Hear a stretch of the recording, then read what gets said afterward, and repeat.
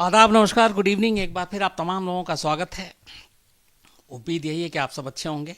और आज की कहानी टीज़र आपने देखी बहुत सारे लोगों ने, और बहुत दिनों से कई लोग इस पे कह भी रहे थे। और इस कहानी से भी मैं जुड़ा हुआ रहा, क्योंकि इस कहानी में कई चीज़ें एक साथ हुई। कॉमेडी भी है, इसमें सीरियसनेस भी है, इसमें ट्रेजेडी भी है। और 2008 में कहते हैं कि मतलब इससे बड़ी लव स्टोरी या इससे बड़ा ड्रामा, इससे बड़ा पॉलिटिकल ड्रामा,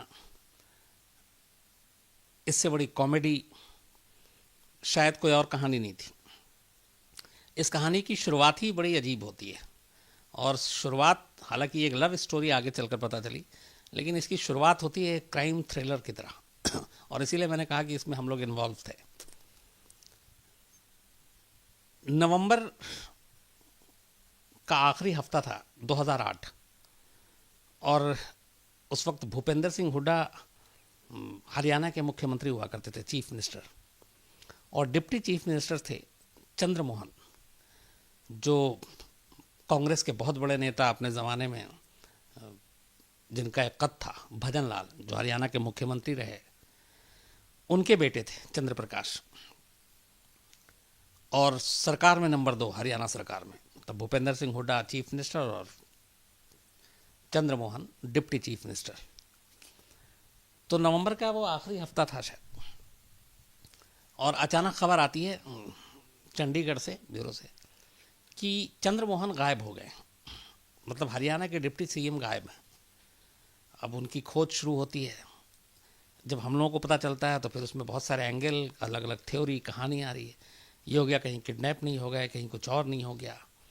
तो जितनी तरह की चीज़ें थी वो सब। और चूंकि आपको हर एक क्राइम रिपोर्टिंग में ये बेसिक सिखाया जाता है कि आपको अपने कान आँख सब खुले रखने होते हैं, और हर उस पॉसिबिलिटी की तरफ देखना पड़ता है जहाँ पे कुछ भी हो सकता है। तो क्या क्या हो सकता है। तो खबर हालांकि पॉलिटिकल, लेकिन अब मिसिंग है, तो क्राइम रिपोर्टिंग और क्राइम रिपोर्टर की झोली में खबर आई कि इसमें ढूंढो, पता करो क्या है। तो हम लोग अपनी सारी टीम, जो चंडीगढ़ के ब्यूरो की टीम है, वो सारे लगे पता करना शुरू किया, आखिरी बार क्या हुआ, कहाँ हुआ। लेकिन दिन बीतते गए और चंद्र मोहन की कोई खबर नहीं मिल रही थी। सरकार भी परेशान, घर वाले भी परेशान, और लगातार मीडिया में खबरें आ रही हैं, टीवी पे खबरें आ रही हैं। और किसी भी एक स्टेट का डिप्टी सीएम अगर गायब हो जाए इस तरीके से, तो ये अपने आप में खबर थी। तो ये खबर आ ही रही थी सब कुछ, कि अचानक दिसंबर में एक दिन चंद्र मोहन, हरियाणा के डिप्टी सीएम, एक महिला के साथ बाकायदा सामने आते हैं। और पूरी मीडिया थी, और उस भरी मीडिया में वो ऐलान करते हैं कि वो कहीं किडनैप नहीं हुए, कहीं गायब नहीं हुए, बल्कि इस गुमशुदगी के पीछे की जो वजह थी वो प्यार, मोहब्बत। और सबसे जो अजीब चीज़ आई उस प्रेस कॉन्फ्रेंस में, उन्होंने जब ऐलान किया कि मैं अब चंद्र मोहन नहीं रहा, मेरा नाम चांद हो गया है। और जो उनके साथ में थी वो उसी हरियाणा सरकार की असिस्टेंट एडिशनल सॉलिसिटर जनरल, वहाँ मतलब एक वकील थी, लेकिन सरकारी पद पर थी। तो आप इसको सरकारी वकील भी समझें। तो हरियाणा सरकार की सरकारी वकील, जिनका नाम था अनुराधा बाली, और वो भी गायब थी। लेकिन उस वक्त तक किसी का ध्यान गया नहीं था अनुराधा बाली की तरफ। सिर्फ चूंकि डिप्टी सीएम थे तो उनकी तलाश थी, उनको ढूंढा जा रहा था। और ये दोनों अचानक खुद ही सामने आते हैं मीडिया के सामने, और कैमरे पे ऐलान करते हैं कि अब मैं चांद मोहम्मद हूँ, चंद्र मोहन नहीं। और अनुराधा बाली जो है वो अब फिज़ा है, और हम दोनों ने एक शादी कर ली है। अब चूंकि दोनों हिंदू थे, और ऑलरेडी चंद्र मोहन की शादी हुई थी, उनके 2 बच्चे भी थे। तो उनकी पत्नी सीमा बिश्नोई, तो उन्होंने बताया कि इसीलिए उन्होंने मुस्लिम रीति रिवाज से निकाह किया है। और 2 दिसंबर 2008 को चंडीगढ़ के ही एक मस्जिद में, जो उन्होंने बताया था, वहाँ पे इन्होंने निकाह किया, और बाकायदा 5 लाख की मेहर रकम तय हुई, जो एक निकाह का वो होता है कि अगर आप कभी एक दूसरे से अलग होते हैं तो आपको ये रकम देनी पड़ती है। तो 5 लाख मेहर के हिसाब से निकाह दोनों ने तय की थी। अब इनके इस खुलासे से अचानक हड़कंप मच जाता है। इसके बाद ही शुरू होती है 2008 की सबसे बड़ी लव स्टोरी, सबसे बड़ी सारी चीज़ें।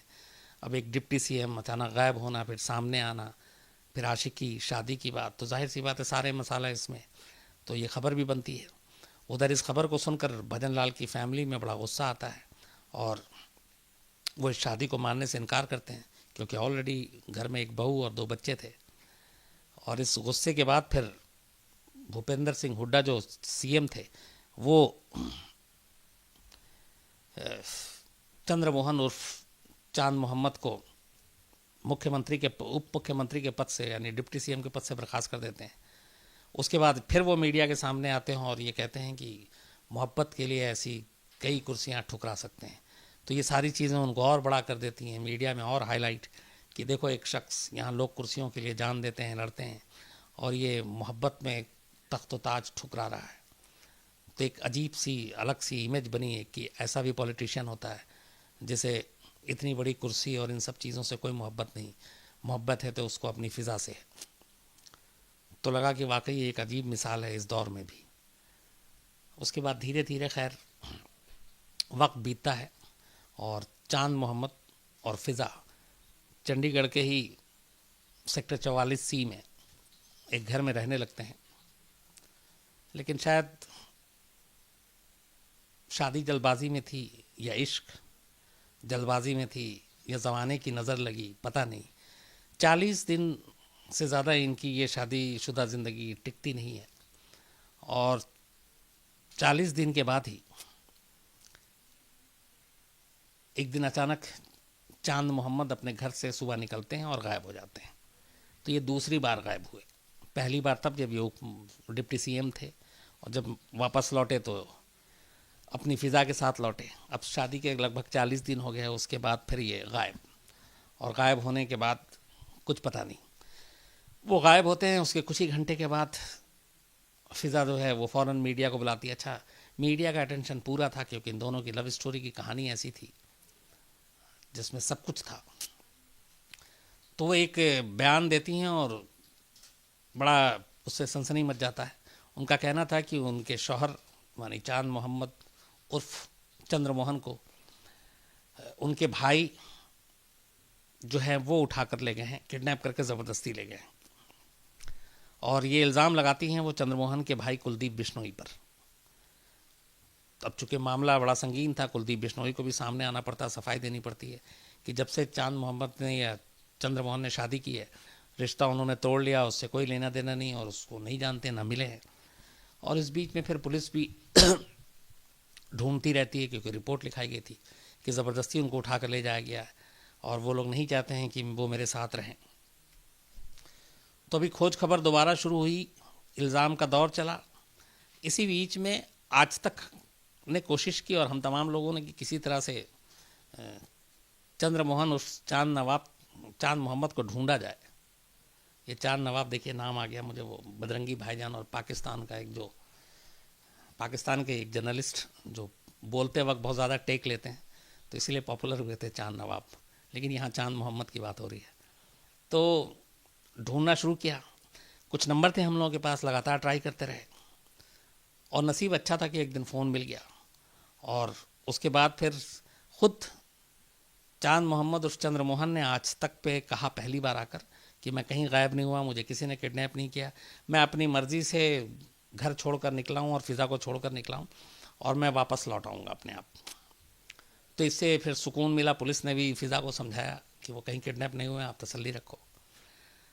और इसके बाद फिर एक दिन अचानक राजघाट पे ही टहलते हुए चंद्रमोहन को पुलिस मिली और चूँकि उस वक्त तक मीडिया में सारी चीज़ें थी तो उनको उठाकर फिर दरियागंज थाने ले जाया गया। दरियागंज थाने में उन्होंने कहा कि ठीक है, मैं अपने आप वापस चला जाऊंगा अपने घर। तो पुलिस ने उनको छोड़ दिया और वो वापस पहुंच गया। अब इसके बाद से कहानी का दूसरा पहलू शुरू होता है। वापस जाने के बाद वो अपने घर जाते हैं, मतलब अपने पिता अपनी पत्नी के पास जिनके 2 बच्चे थे, फ़िज़ा के पास नहीं जो दूसरी पत्नी थी। और उसके बाद एक दिन अचानक वो एक व्हाट्सअप मैसेज जाता है और उस मैसेज पे 3 तलाक के ज़रिए उनको खबर देते हैं चंद्रमोहन कि अब हमारी शादीशुदा ज़िंदगी नहीं चलेगी और इसलिए मैं तुम्हें तलाक देता हूँ। अब चूंकि मुस्लिम रीति रिवाज के हिसाब से निकाह हुआ था, तो मुस्लिम रीति रिवाज के हिसाब से तलाक का भी तरीका शायद बताया था लोगों ने, तो वो तलाक भेज देते हैं। लेकिन फिज़ा इस बात को नहीं मानती है और वो कहती हैं कि दबाव में हैं और ये सारी फैमिली नहीं चाहती कि साथ रहे, और इसीलिए वो लगातार फिर अपनी लड़ाई लड़ती हैं मीडिया के सामने, डेली बयान। फिर अब जो तस्वीरें 40 दिन पहले की थी कि एक पॉलिटिशियन, एक डिप्टी चीफ मिनिस्टर जिसने अपनी कुर्सी ठुकरा दी मोहब्बत के लिए, और दोनों के साथ में गले लगते हुए तस्वीरें, घूमते हुए तस्वीरें, हनीमून मनाने की तस्वीरें। अब एक दूसरी तस्वीर 40 दिन बाद आती है, एक दूसरे के ऊपर इल्ज़ाम लगाने का और सारी चीज़ें, और रोना धोना, मतलब हर चीज़ में फिर वो फ़ौरन मीडिया को ज़रूर बुला लेती थी। और ये मामला चला, फिर बाकायदा उन्होंने ये भी कहा कि वो कोर्ट में जाएंगी, कोर्ट में भी गई, और लेकिन फिर ऐसा कुछ हुआ कि वो केस वापस लिया। धीरे धीरे वक्त बीतता है और ये कहानी ठंडी पड़ती जाती है। जो पहले मोहब्बत थी, उसके बाद फिर दोनों अलग हुए और वो वहीं रहती हैं अपने घर में, जहाँ पे शुरू में चंद्रमोहन उर्फ चांद मोहम्मद मिलने आया करते थे, और साथ रहे शादी के बाद 40 दिन, तो चंडीगढ़ के उसी सेक्टर 44C में। लेकिन चंद्रमोहन वापस अपने परिवार में लौट जाते हैं, भजन लाल के घर लौट जाते हैं, अपनी पत्नी के पास लौट जाते हैं, बच्चों के पास लौट जाते हैं, और धीरे धीरे ये सारी चीज़ें शुरू होती हैं। फिर इसी बीच में एक और ख़बर आती है, फिज़ा ऐलान करती हैं कि वो राजनीति में आएंगी और जहाँ से भी चंद्रमोहन चुनाव लड़ेंगे सिर्फ वो उनके खिलाफ चुनाव लड़ेंगी। हालांकि ये मौका मिलता नहीं है। 8 में मोहब्बत की कहानी थी, दिसंबर में शादी हुई थी, 9 के शुरुआत में दोनों अलग हो गए, 10 और 11 का साल आता है, बीत जाता है। इसके बाद फिर 2012 आता है। अब दोनों के रिश्तों में बहुत कड़वाहट थी, दोनों अलग हो चुके थे, और चंद्रमोहन का कहना था कानूनी तौर पर वो तलाक भी दे चुके हैं इस्लामिक तरीके से। और फिर धीरे धीरे शायद ये भी है कि इन दोनों में एक समझौता हो जाता है और वो बात वहीं ख़त्म की जाती है और दोनों अपनी अपनी ज़िंदगी शुरू कर देते हैं। अब लगा था कि सब कुछ ठीक हो गया, नॉर्मल हो गया, दो अपनी अलग अलग ज़िंदगी जी रहे हैं। लेकिन तभी 6 अगस्त 2012, 6 अगस्त 2012, सतपाल, एक फिज़ा के या अनुराधा बाली के हैं आप, उनके एक चाचा, वो सेक्टर 44 चंडीगढ़ के उनके घर पे पहुंचते हैं। और वो उनके पहुंचने की वजह ये थी कि 1 अगस्त को, मतलब 6 अगस्त से 5 दिन पहले, फिज़ा ने या अनुराधा ने फ़ोन किया था अपने चाचा को, सतपाल से बात की थी, सब कुछ नॉर्मल बातचीत थी, वो खुश थी, सब ठीक ठाक था।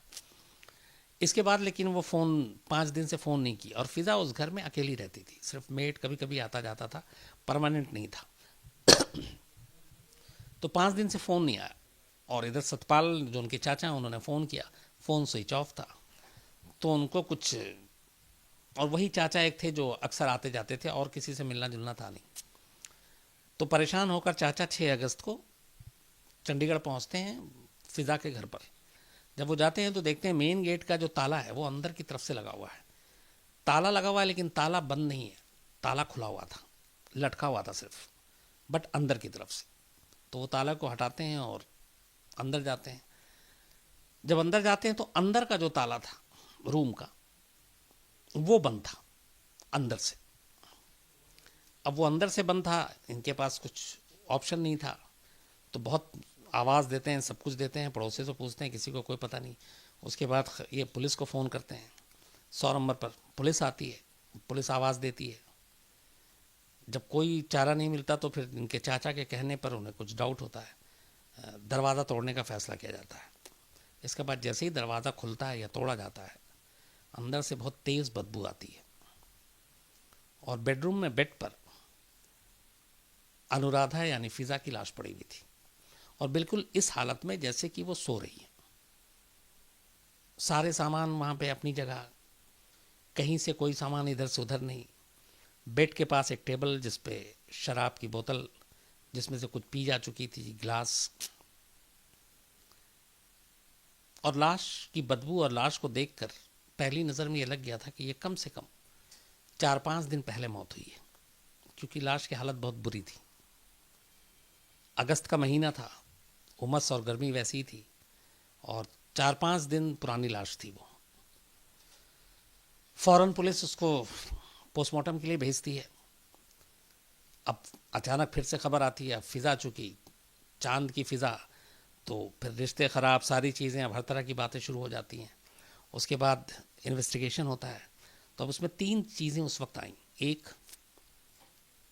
कि फिजा ने खुदकुशी की, 2 कि ये नेचुरल मौत है, 3 कि ये कत्ल है यानी मर्डर है। और इन तीनों एंगल से पुलिस ने जब पूछताछ की, सारी इंक्वायरी हुई, तो पता चला कि बहुत लंबे वक्त से चंद्रमोहन या चांद जो मोहम्मद है उससे कोई ताल्लुक़ नहीं था, कोई बातचीत कुछ नहीं थी, ना वो कभी इधर आए, और उनके जो आसपास के लोग थे, इवन जो भाई, वो भी नहीं। तो पुलिस सारी चीज़ें करके उसके बाद मामले की जांच कर रही थी। विसरा फिर रिपोर्ट भेजी गई कि उससे पता चले मौत की वजह क्या है। इस दौरान में कोई क्लू नहीं मिल रहा था। पुलिस लगातार छानबीन करने के बाद फिर जब कुछ 2-3 दिनों बाद उस घर की पूरी फिर तलाशी ली गई, तो अचानक पुलिस को वहाँ से बहुत सारे पैसे मिले। करीब 92 लाख कैश में थे, 92 लाख रुपए कैश, 1.5 किलो के करीब सोने के जेवर और 1 किलो का चांदी का जेवर, जिसकी कीमत सब करोड़ों में थी। अब सवाल ये था कि फिज़ा कोई काम नहीं करती थी, फिज़ा की अपनी फैमिली से दूरी थी, फिज़ा के पास पहले से कोई बहुत पैसे नहीं थे। तो अब यहाँ पे फिर वो इनकम टैक्स और वो भी कूदी बीच में कि भैया इतने पैसे कहाँ से आए। और उसमें से जो पैसे मिले थे उसमें से कई नोट के बंडल में से अलग अलग पर्चियाँ थी जिसमें कुछ फ़ोन नंबर भी थे। तो अब ये मामला एकदम दूसरा हो गया कि ये कहीं इलीगल तरीके से पैसे कमाए, फिज़ा किसी दूसरे काम में लग गई थी, क्या थी वजह। तो पुलिस उस पहलू से भी इन्वेस्टिगेशन करने लगी। फिर इस दौरान आखिर में जब फिज़ा के मोबाइल कॉल डिटेल, मोबाइल जो निकाला गया, खंगाला गया, तो जब उसके मैसेज और व्हाट्सएप बॉक्स में गया और पुलिस ने जांच की, तो उस वक्त एक लाइन आई थी, कुछ किसी एक अखबार की हेडलाइन थी, मुझे आज भी याद है, कि फिज़ा के मोबाइल से निकले कई और चांद, मोहम्मद नहीं बल्कि फिज़ा के मोबाइल से निकले कई और चांद। तो अंदर में कहानी कुछ ये थी, और बल्कि जो चीज़ें थी पुलिस ने उसमें उस वक्त जो इन्वेस्टिगेशन किया था, बहुत सारे ऐसे मैसेजेस थे व्हाट्सएप और उसके, जिसमें बड़े करीबी बातें लिखी हुई थी। कई बड़े बड़े लोग थे, रसूख वाले लोग थे, अलग अलग फील्ड के, और उनके साथ वो चैटिंग किया करती थी तो वो सारी बड़ी प्यार मोहब्बत वाली बातें थी। तो ये था कि पता नहीं और भी कितने दीवाने हैं फ़िज़ा के। तो फिर पुलिस ने सारी इन्वेस्टिगेशन की, सारी चीज़ें देखी, कई लोगों से पूछताछ भी की। वक्त बीतता गया, अगस्त के बाद सितंबर का महीना आया। सितंबर में विसरा की रिपोर्ट आ गई, और 3 जो लोग हैं, 3 डॉक्टरों के एक पैनल ने इसकी जांच की थी, विसरा की। और उस रिपोर्ट में ये पता चला कि ये फिज़ा की जो मौत है ये मर्डर नहीं है, और ये नेचुरल डेथ भी नहीं है, ये सुसाइड है। और उस तक पहुंचने की वजह ये रही कि जो जिस जगह पे फॉरेंसिक लैब में विसरा की जांच की गई थी, ये मोहाली की खरड़ केमिकल लैब है वहाँ पे, ये एफएसएल का है, गवर्नमेंट का। तो उसमें पता चला कि इसमें अल्मोनियम फॉस्फाइड मिला था, जिसको आमतौर पर सल्फास के नाम पर बाज़ार में बेचा जाता है, और ये चूहे मारने वाली दवा या कीटनाशक दवा के तौर पे इसको इस्तेमाल करते हैं। ये खाई थी फिज़ा ने, और इसकी शीशी भी वहाँ पे मिली थी उस रूम से।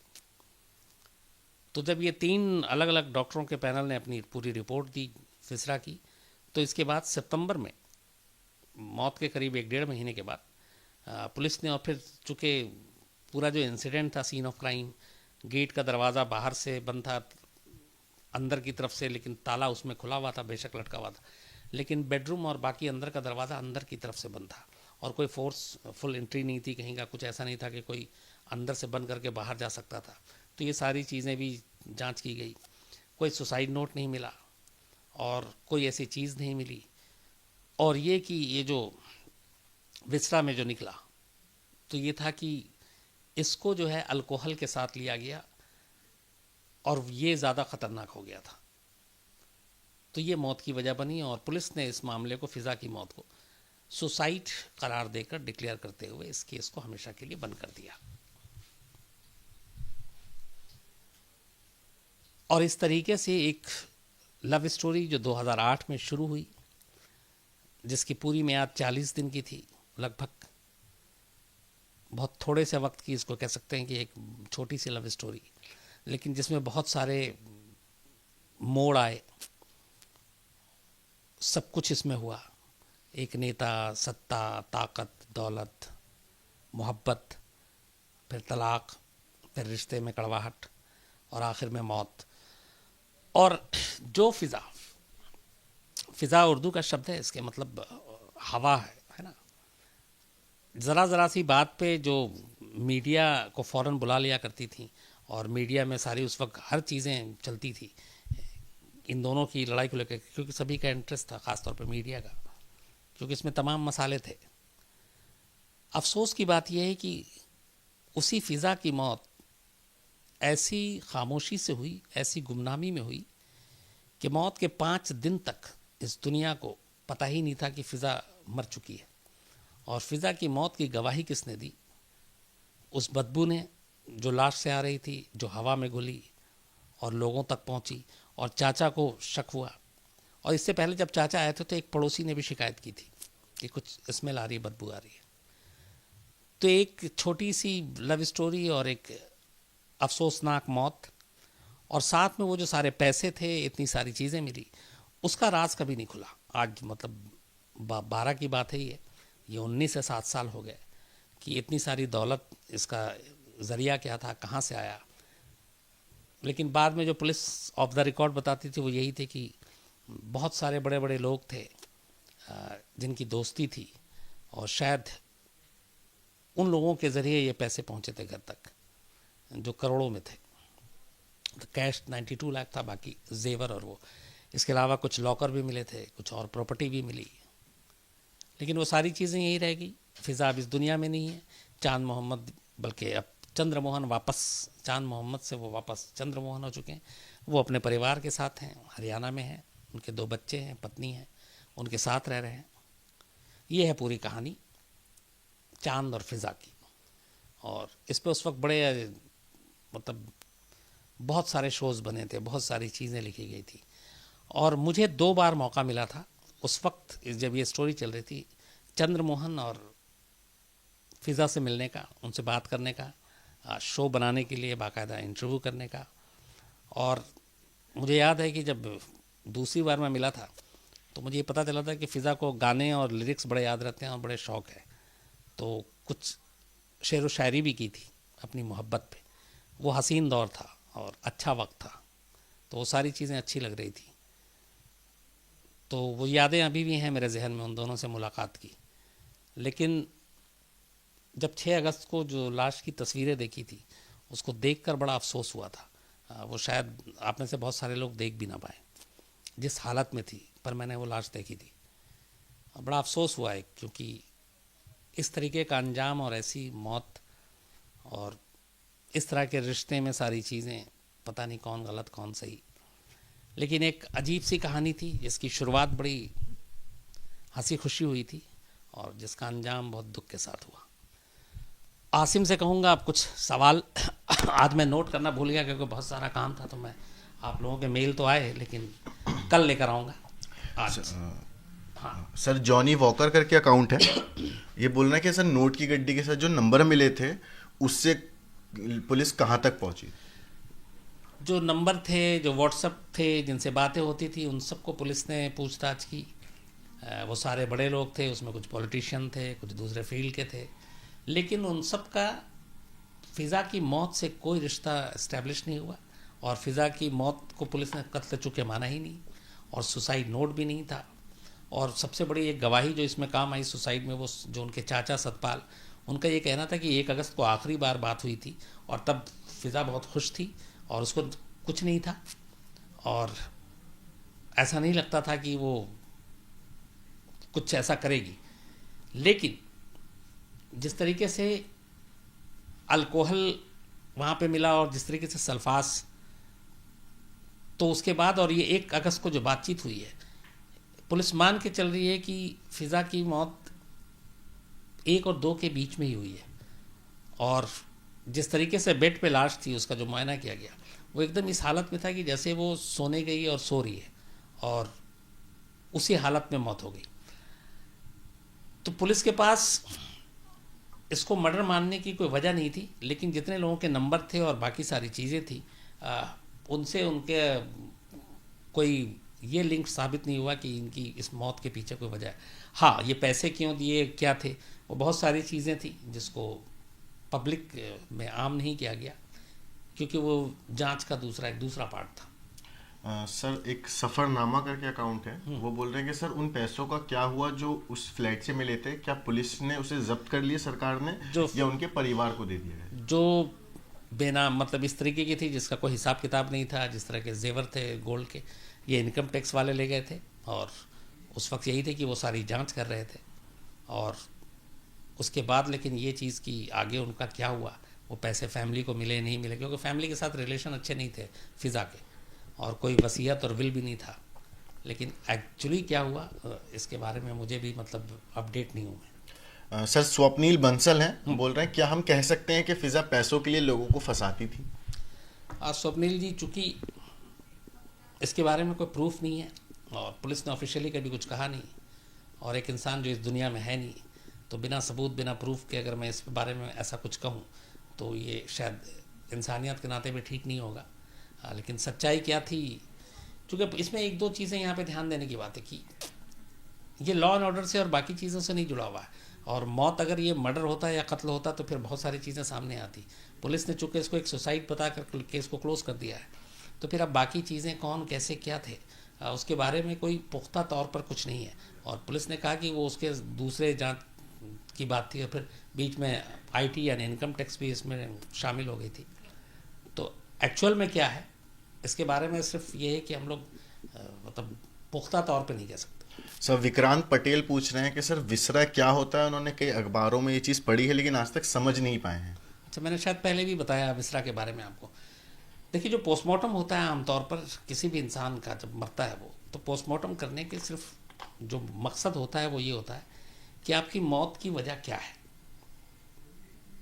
मौत की वजह को पोस्टमार्टम बताता है।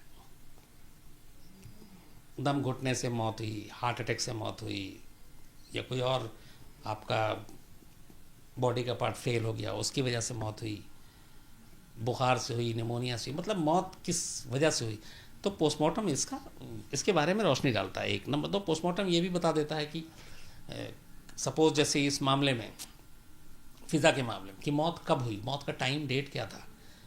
उसमें थोड़ा सा कहते हैं कि 1, 2 या 3 घंटे का आप ऊपर नीचे मान लीजिए, बाकी एक्यूरेट होता है कि कब मौत हुई, ये भी पोस्टमार्टम रिपोर्ट बता देता है। तो शुरुआत में तो ये सारी चीज़ें पोस्टमार्टम रिपोर्ट बता देता है, लेकिन एक चीज़ आती है जो विसरा एक्चुअली पेट की थैली को कहते हैं। जो हम जो कुछ भी खाते पीते हैं वो जाके वहाँ पे समा जाती है। और विसरा आमतौर पर विसरा की जांच तभी की जाती है जब ये डाउट हो कि मौत की वजह पॉइज़न है या जहर है। उस जहर या पॉइज़न से अगर मौत हुई है तो वो पोस्टमार्टम रिपोर्ट आपको नहीं बता सकता, वो सिर्फ और सिर्फ विसरा रिपोर्ट बता सकती है। और विसरा की फिर जांच की जाती है, जो पेट की थैली होती है उसको बाकायदा निकाला जाता है, फिर भेजा जाता है लैब में। लेकिन विसरा की रिपोर्ट थोड़ी, पोस्टमार्टम रिपोर्ट तो आप अभी पोस्टमार्टम करें और आपको फ़ौरन प्रीलिमिनरी पता चल जाता है शुरुआती मौत की वजह क्या है। लेकिन विसरा के साथ ऐसा नहीं है। उसको जो टेक्निकल है, जो कई मेरी एक्सपर्ट से भी बात हुई थी पहले, हम लोगों ने एक शो निकालते थे राज करके फॉरेंसिक साइंस पे, उसको एक ख़ास केमिकल में डाला जाता है, उस केमिकल में रखा जाता है, उसकी एक मियाद होती है, इतने दिन तक रहेगी, फिर वो उसका कलर चेंज होता है और बाकी क्या क्या ऐसी चीज़ें और होती हैं। तो फिर जाकर पता चलता है कि हाँ मौत की वजह पॉइजन है नहीं है। तो इसलिए विसरा की रिपोर्ट आने में वक्त लगती है और इसीलिए फिज़ा की मौत 8 अगस्त बल्कि 6 अगस्त को लाश मिली थी, लेकिन विसरा की रिपोर्ट डॉक्टरों ने सितंबर में दी थी, करीब 1 महीने के बाद। तो विसरा एक्चुअली जो है वो विसरा से ये पता चल लगाया जा सकता है कि मौत की वजह के पीछे जहर है या नहीं है, ये मेन चीज़ होती है। सर प्रसाद हैं, वो बोल रहे हैं कि सर रिलीजन चेंज करके शादी करने का रीज़न समझ नहीं आया, दोनों हिंदू थे, मुस्लिम तरीके से शादी क्यों की? प्रसाद जी, इसमें शायद एक जो चीज़ें मेरी समझ में है वो ये है, क्योंकि एक धर्मेंद्र की भी अपने जो फिल्म स्टार हैं ही मैन, उनकी भी कहानी, हाँ दोनों हिंदू थे, लेकिन चूँकि चंद्रमोहन की शादी हो चुकी है और उनके 2 बच्चे हैं, तो हिंदू एक्ट मैरिज एक्ट के हिसाब से अगर वो चंद्रमोहन बनकर करते और उनकी पत्नी अगर इसका विरोध करती तो ये लीगल होता, उनको जेल जाना पड़ता। और इसी चीज़ का फ़ायदा उस वक्त धर्मेंद्र ने भी उठाया था। धर्मेंद्र और हेमा मालिनी की जो शादी हुई है वो कहते हैं कि निकाह मुस्लिम तरीके से हुई है, तो यहाँ पे इन दोनों ने इसलिए ये रास्ता चुना जिससे वो कानूनी लफड़े में न फंसे, सिर्फ ये वजह थी। सर चंद्र प्रकाश जी हैं कुरुक्षेत्र से, ये बोल रहे हैं कि सर क्या ये सच है कि अनुराधा बाली को भूपेंद्र सिंह हुड्डा ने जानबूझकर चंद्रमोहन के पीछे लगाया था ताकि चंद्रमोहन सरकार के कामों में दखल ना दें? चंद्र प्रकाश जी नमस्कार, कुरुक्षेत्र से हैं आप, अच्छा लगा आपका नाम सुनकर। आप ही का राज्य है ये जहाँ की हम बात कर रहे हैं। ये उस वक्त खबर आई थी, लेकिन इसमें कोई सच्चाई पता नहीं चली। और दूसरा ये कि एक सियासी दावत थी, पॉलिटिकल दावत थी, जहाँ पहली बार चंद्रमोहन की मुलाकात अनुराधा बाली से हुई थी और वहाँ वो एक दूसरे से मिले थे और कहते हैं कि पहली नज़र में ही चंद्रमोहन को प्यार हो गया था। फिर मुलाकात का सिलसिला शुरू हुआ, फिर दोनों घंटों मिलते बात करते, उसके बाद अचानक गायब हो गए। लेकिन मुख्यमंत्री ने जानबूझ के ये फंसाया था, भेजा था, इसके बारे में मतलब उस वक्त र्यूमर तो था, लेकिन इसका कोई पुख्ता सबूत कभी नहीं मिला। सर पीरू जी बोल रहे हैं कि क्या चंद्रमोहन का कोई रिएक्शन आया था फिजा की डेथ के बाद? उस वक्त सभी की निगाहें ये थी कि चंद्रमोहन आएंगे नहीं आएंगे, मिलेंगे नहीं मिलेंगे, लेकिन चंद्रमोहन मौत के बाद सामने नहीं आए थे और वो गए भी नहीं थे जहाँ तक मेरी जानकारी है। लेकिन एक बार बहुत काफ़ी बाद में उन्होंने फिज़ा की मौत पे बाकायदा अफसोस जाहिर किया था और उन्होंने कहा था कि उन्हें बड़ा दुख हुआ इस खबर को सुनकर। सर शम्सवी जी पूछ रही हैं कि फिजा और सुनंदा पुष्कर की स्टोरी ऑलमोस्ट सेम नहीं लगती क्योंकि दोनों पॉलिटिशियन से शादी के, दोनों ने सेम एंड हुआ, पॉलिटिक्स बहुत बेकार चीज़ है। शम्सवी कैसे हो? बहुत दिनों के बाद तुम्हारा, जब तो इन लोगों ने नाम लिया तुम भेजती रहती होगी। खैर नहीं, मुझे नहीं लगता है कि सुनंदा पुष्कर और चांद फिजा की कहानी एक जैसी है, क्योंकि इसकी बहुत सारी वजह है। बेशक इसमें शशि थरूर भी पॉलिटिशियन है और उधर, लेकिन यहाँ पे ये था कि चांद मोहम्मद एक डिप्टी सीएम अचानक गायब हो जाता है और यही जो मिस्ट्री थी इसी ने इस स्टोरी को हाईलाइट कर दिया। और उसके बाद फिर शादी होती है, दोनों धर्म बदलते हैं और उसके बाद मौत की अगर आप उसको लेके कहो कि कॉमन चीज़ें हैं तो हाँ, दोनों की मौत थोड़ी रहस्यमय हालत में हुई और वहाँ पे भी अल्कोहल, यहाँ पे भी अल्कोहल, वहाँ पे भी ड्रग्स, यहाँ पे भी ड्रग्स की भी बात आई और पॉइजन की तो बात ही थी। लेकिन फिर भी दोनों की कहानी बहुत फ़र्क है, अलग अलग है। कुछ चीज़ें सिमिलर हैं लेकिन बाकी चीज़ें अलग हैं। सर अखिल दुबे जी बोल रहे हैं, सर जिसके पास पैसा था उसके चाचा के बयान के अनुसार वो खुश भी थी, तो ऐसी सिचुएशन में उसने आत्महत्या क्यों की? यही एक राज है, क्योंकि इसके बारे में अब फिजा है नहीं, सुसाइड नोट है नहीं। अब इसमें एक चीज़ उस वक्त भी सवाल उठा था और बल्कि हम लोगों ने भी उठाया था कि ये बड़ी बारीक सी चीज़ है।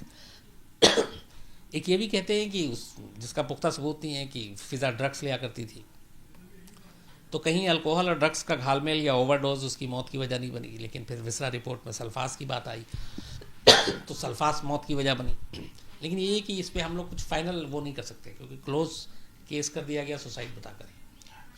सर अर्जुन जी पूछ रहे हैं कि चंद्रशेखर जी अभी वो कहाँ हैं और क्या वो पॉलिटिक्स में एक्टिव हैं या नहीं?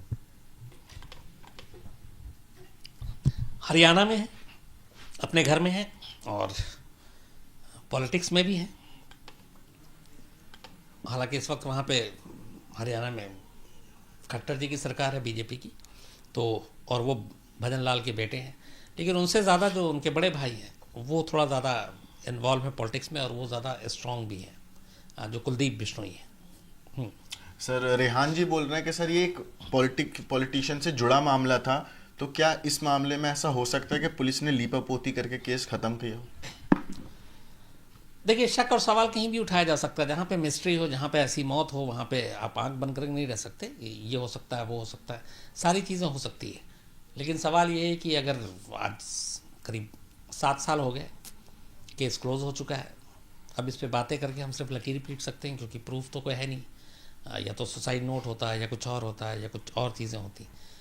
लेकिन जो सारी चीज़ें हैं, जो सर्कमस्टेंशियल एविडेंस है, वो सब यही बता रहे हैं कि जो पुलिस कह रही है वही सही है। तो सिर्फ शक और सवाल करते रहने का अब कोई, मुझे लगता है कि कोई फ़ायदा तो है नहीं। सर उमेश नामदेव पूछ रहे हैं, चंद्रमोहन ने फिजा को 40 दिन के बाद क्यों छोड़ दिया? देखिए, क्यों छोड़ दिया 40 दिन बाद ये पता नहीं, लेकिन एक चीज़ है कि जो कहानी आई थी वो ये कि फिज़ा चाहती थी कि उनका चांद हमेशा उन्हीं के साथ रहे, वो अपने घर वालों से दूर रहे, रिश्ता ना रखे, अपनी पहली बीवी से दूर रहे, बच्चों से दूर रहे, बाप माँ से दूर रहे, भाई से दूर रहे। जबकि चंद्रमोहन का ये कहना था कि वो फिज़ा के साथ रहना चाहता है, लेकिन वो अपने परिवार के साथ भी रहना चाहता है। और यहीं से इस लड़ाई की बुनियाद पड़ी और लड़ाई शुरू हुई, क्योंकि किसी भी कीमत पे फिज़ा चांद को किसी और के साथ बांटने को तैयार नहीं थी। और लेकिन शायद उसे पता नहीं था कि चांद कभी किसी एक का तो हुआ नहीं है, चांद तो चांद है। और यहीं से लड़ाई शुरू हुई, और फिर चांद जो है वो, ये चंद्रमोहन, अपने घर वालों को भी साथ लेकर चलना चाहता था, रहना चाहता था, और यही वजह कि दोनों के अलगाव की वजह हुई। सर एक सवाल है रेहान जी का दोबारा, वो बोल रहे हैं कि सर ऐसा भी इन्होंने कहीं सुना था कि उन्हें फिजा की कुछ ऐसी चीज़ पता चल गई थी चंद्रमोहन को, जिसकी वजह से उन्होंने छोड़ दिया था। क्या ऐसी कुछ खबर आपको भी है? नहीं, वो सिर्फ रिश्तों की बात थी जिसकी वजह से दोनों में दरार पड़ा, बल्कि फिज़ा ने नहीं छोड़ा था, चंद्रमोहन ने ही छोड़ा। वो वापस अपने घर के बाद में लगातार फिज़ा जो है कोशिश करती रही चंद्रमोहन या अपने चांद को वापस लाने की, लेकिन वो लौटे नहीं, और लड़ाई झगड़ा ये सब चलता रहा। बाद में फिर खैर दोनों ने समझौता हुआ और दोनों एक दूसरे से अलग हो गए। सर राजेश त्यागी जी बोल रहे हैं कि इंटरलीजन शादी करने की वजह से उनको कुर्सी से हटा दिया गया था, उन्होंने खुद छोड़ी थी। नहीं, जब ये लौट कर आए थे, इन्होंने शादी का ऐलान किया था, तो एक उस वक्त भजन लाल जो इनके पिता थे, उन्होंने ही उप मुख्यमंत्री बनाया था, डिप्टी सीएम। और वो इस खबर के बाद जब मीडिया में खबर आई, उसी दिन बहुत गुस्से में थे। उन्होंने कहा था हमारे ख़ानदान में ऐसी कभी हुआ नहीं और इसने हमारा नाम डुबो दिया। और उनके कहने पे फिर भूपेंद्र सिंह हुड्डा ने अपनी मंत्रिमंडल से हटाया, डिप्टी सीएम से। उन्होंने रिज़ाइन नहीं किया था, बल्कि हटाया था, और उनको हटाया गया। और उसकी वजह एक ये भी थी कि ऑलरेडी एक घर में आपकी बीवी, 2 बच्चे थे, आप दूसरी शादी कर रहे हैं, धोखा देने के लिए आपने नाम बदल लिया, और नाम बदल कर आप इस तरीके से धोखा नहीं दे सकते, तो वो इसलिए हटाया गया था। सर सनी एच के वीपीएन बोल रहे हैं कि सर चांद वाली शायरी आज सुना दीजिए, क्योंकि आज चांद से ही रिलेटेड कहानी है। सर दीवार पर रखा है सर में सर। अच्छा, सनी भी, ये बड़ा ज़माने के बाद आपका भी नाम सुना, सनी साहब कैसे हैं आप? चलिए, हाँ, टाइम भी हो गया, लेकिन ये मैंने पहले सुनाया है बहुत सारे लोगों को, लेकिन आज आपने कहा तो मैं कल 2-4 और शेर लेकर आता हूँ उसी हिसाब से। ये एक्चुअली चांद नवाब पे, चांद मोहम्मद पे तो फिट नहीं बैठता, लेकिन वो है कि एक क्राइम रिपोर्टर के हाथ में अगर चांद जैसी खूबसूरत चीज़ लग जाए तो वो उसका भी बुरा अंजाम करता है, क्योंकि वो सिर्फ क्राइम रिपोर्टिंग ही सोचता है। तो उसी के ऊपर ये 2 लाइन है कि आजकल घर से निकलते हुए डर लगता है, चांद दीवार पे रखा हुआ सर लगता है। कल मुलाकात होगी आपसे रात 9 बजे, इसी दुआ के साथ कि आप लोग अच्छे रहें, खुश रहें हमेशा, और बस यूं ही क्राइम तक की कहानियाँ सुनते रहें, हमारी कमियाँ बताते रहें, तारीफ़ करते रहें, अपनी दुआएं देते रहें। So thank you very much.